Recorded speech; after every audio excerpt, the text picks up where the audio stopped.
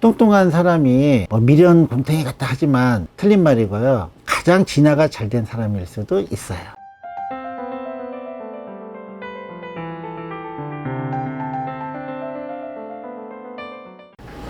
안녕하세요. 남서방TV 남재현입니다. 오늘은 네 번째 영상, 도시화가 된 시대에서의 뱃살에 대해서 얘기를 좀 해볼게요. 신석기 시대까지 얘기를 했고요. 그 이후에 이제 문명이 생기기 시작한다 했잖아요. 기원전 5000년, 5세기, 6세기 전부터 나일강 유역이다, 겐지스강 유역이다, 황하강 유역이다, 이렇게 해서 4대 문명이 생기고 나라가 생기고요. 그 이후에 이제 나라가 생기니까 많이 도시도 생깁니다. 그래서 이 도시가 이제 생기면서 모여 살게 되죠. 저번 시간에도 얘기를 했지만 이런 구석기, 신석기 시대를 통해서 우리가 많이 발전시켜 온 게 있어요. 뭐냐?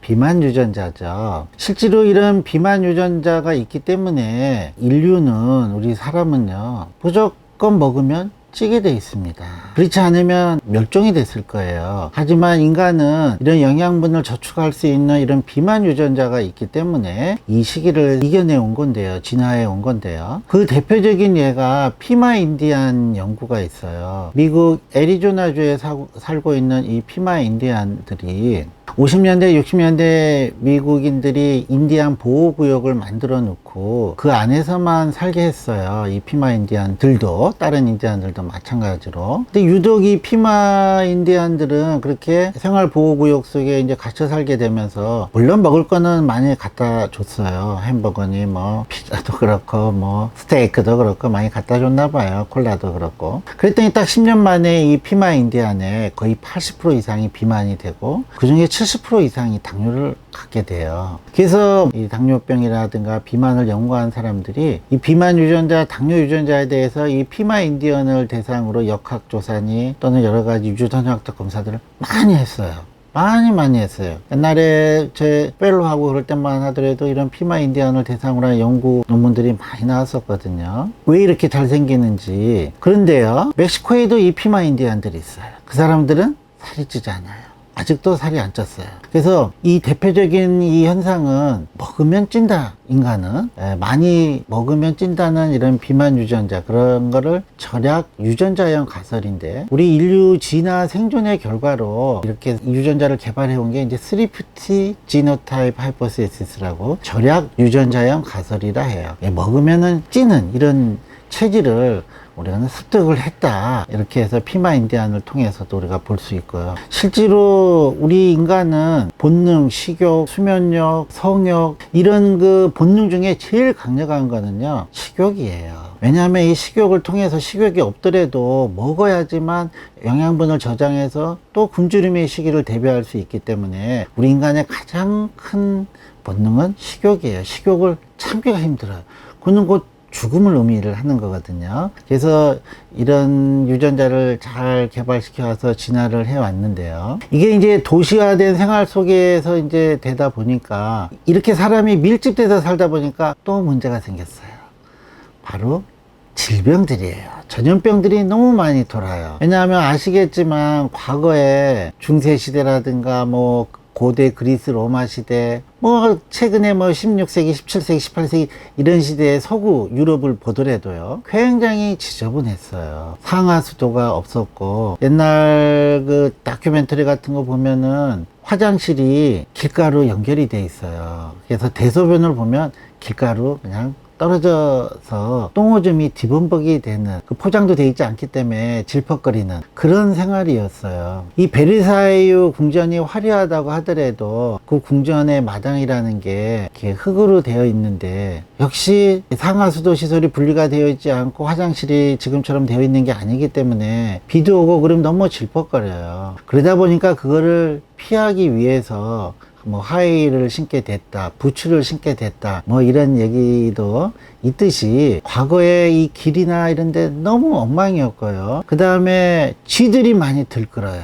그리고 거기에 따라서 벼룩이나 바퀴벌레 이런 것들도 많이 있었고요. 도시 생활 속에서 너무너무 지저분했어요. 일례로 그러다 보니까 전염병이 시도 때도 없이 발병을 해요.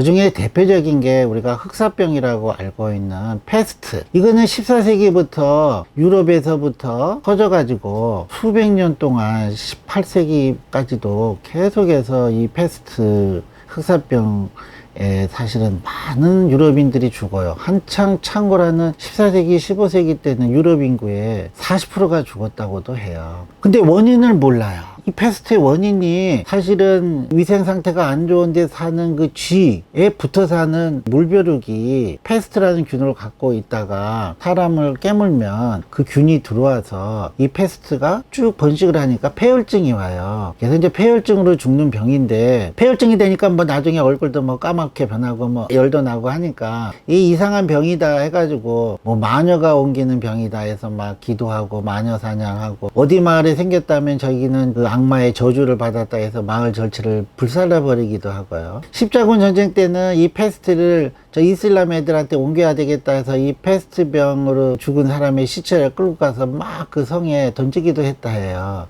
근데요, 그 성에 던져봤자 패스트가 퍼지잖아요. 왜냐면 거기는 사막이거든요.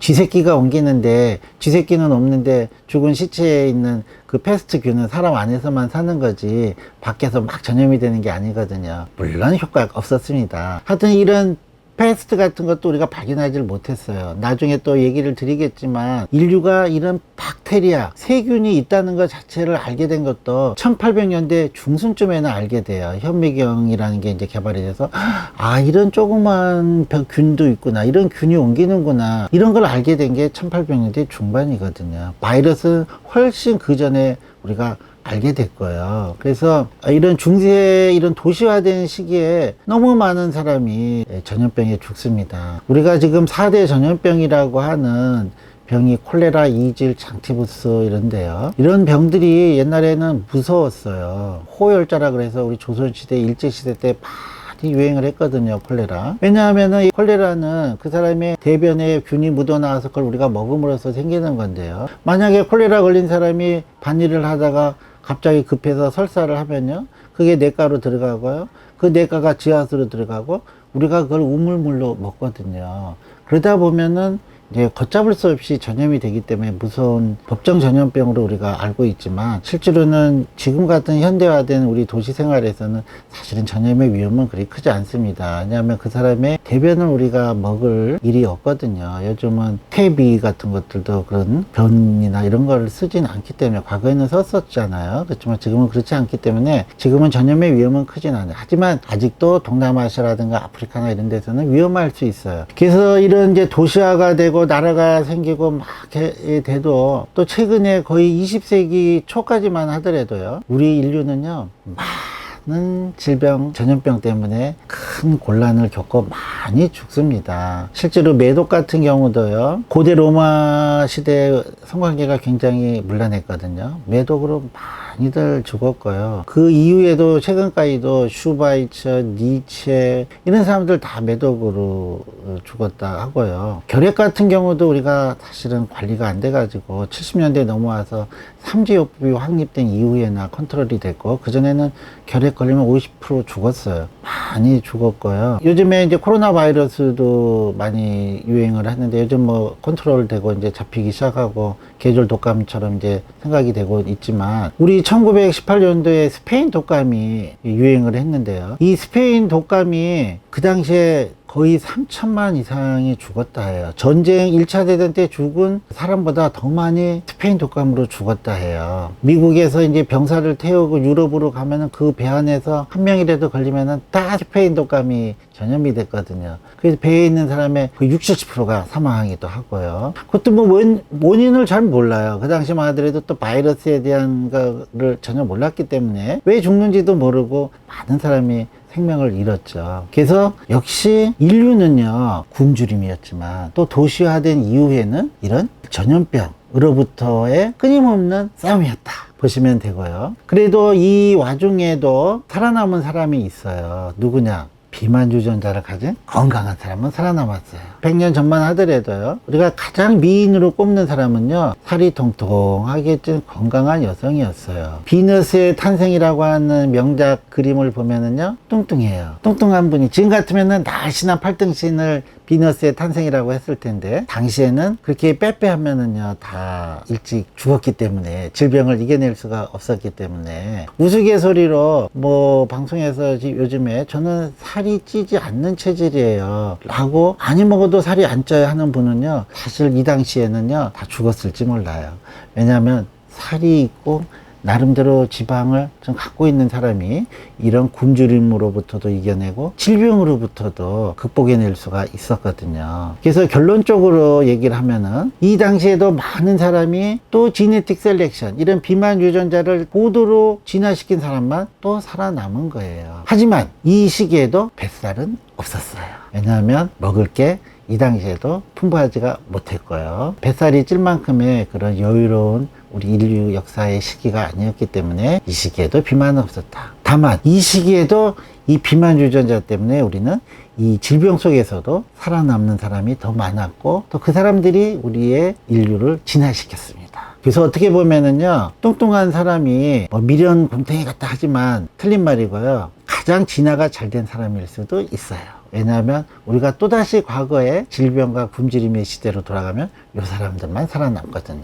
그래서 고마운 비만 유전자였다. 여기까지. 이 시기까지도 우리는 이 비만 유전자 때문에 살아올 수가 있었습니다. 다음 시간에는 이 시기에 또 현재까지 우리 의료의 발달사에 대해서 조금 얘기를 또 해드리면서 동영상 이어갈게요. 감사합니다.